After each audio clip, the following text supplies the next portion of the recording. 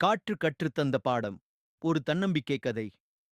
ஒரு அழகிய சிறிய கிராமத்தில் கண்ணன் என்ற இளம் ஆடு மேய்ப்பவர் வாழ்ந்து வந்தார். அவர் நல்லவர்தான். ஆனால் அவர் மனதில் எப்போதும் ஒரு தாழ்வு மனப்பான்மை உறுத்திக் கொண்டே இருந்தது. என்னால் பெரிதாக எதையும் சாதிக்க முடியாது. நான் வெறும் சாதாரண ஆடு மேய்ப்பவன்தானே என்று தன்னைத்தானே தாழ்த்தி நினைத்துக் கொள்வார். ஒரு நாள் அதிகாலை வழக்கம் போல கண்ணன் ஆடுகளை மேய்க்க மலையடிவாரத்திற்குச் சென்றார். அப்போது திடீரென வானிலை மாறியது. பலமான காற்று வீசத் தொடங்கியது.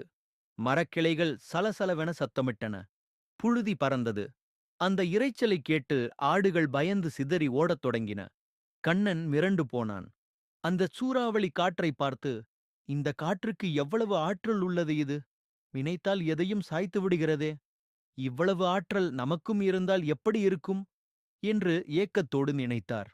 அந்த நேரத்தில் அங்கிருந்த ஒரு பெரிய ஆலமரத்தின் அடியில் ஓய்வெடுத்துக் கொண்டிருந்த வயதான தச்சர் ஒருவர் அவரை கவனித்தார். அவர் கண்ணனை பார்த்து புன்னகைத்து, கண்ணா, அந்த காற்று உன்னிடம் ஏதோ பாடம் சொல்லிக் கொண்டிருக்கிறதே, உனக்கு புரிகிறதா என்று கேட்டார். கண்ணன் குழப்பத்துடன், காற்று என்ன சொல்லப் போகிறது தாத்தா? அதுதான் எல்லாவற்றையும் பயமுறுத்திக் கொண்டிருக்கிறதே என்றார். தச்சர் நிதானமாகச் சொன்னார். நன்றாகப் பார் கண்ணா, காற்று பலமாக வீசும்போது விரைப்பாக இருக்கும் மரக்கிளைகள் உடைந்து விழுகின்றன. ஆனால் எந்த மரங்கள் காற்றின் வேகத்திற்கு ஏற்ப தாழ்ந்து வளைந்து கொடுக்கின்றனவோ அவை தங்களை காப்பாற்றிக் கொள்கின்றன.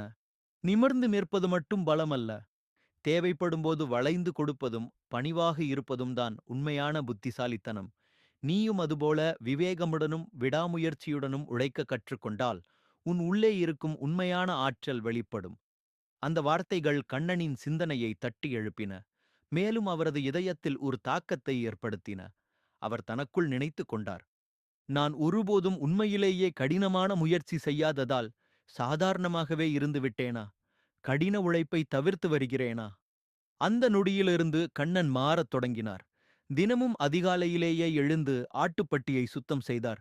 ஆடுகள் நன்றாக மேய்வதற்கு பசுமையான புல்வெளிகள் உள்ள இடங்களை தேடி அலைந்தார்.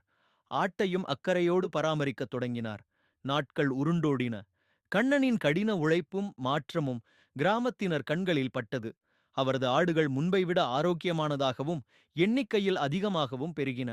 சில மாதங்களிலேயே அவர் வெறும் ஆடு மேய்ப்பராக இல்லாமல் அந்த பகுதியின் சிறந்த ஆட்டுப்பண்ணை உரிமையாளராக உயர்ந்தார். ஒருநாள் அந்த பழைய தச்சர் மீண்டும் அவரைக் கண்டார். என்ன கண்ணா, இப்போது சொல், பெரிய ஆற்றல் எங்கே இருக்கிறது என்று சிரித்துக்கொண்டே கேட்டார். கண்ணன் பணிவுடன் பதிலளித்தான். காற்றில் இல்லை தாத்தா, அது நம் உள்ளத்தில் இருக்கிறது. சீராக, விவேகமாக தொடர்ந்து உழைத்தால் அந்த உழைப்பு மழையை கூட அசைக்கும் என்று புரிந்து கொண்டேன்.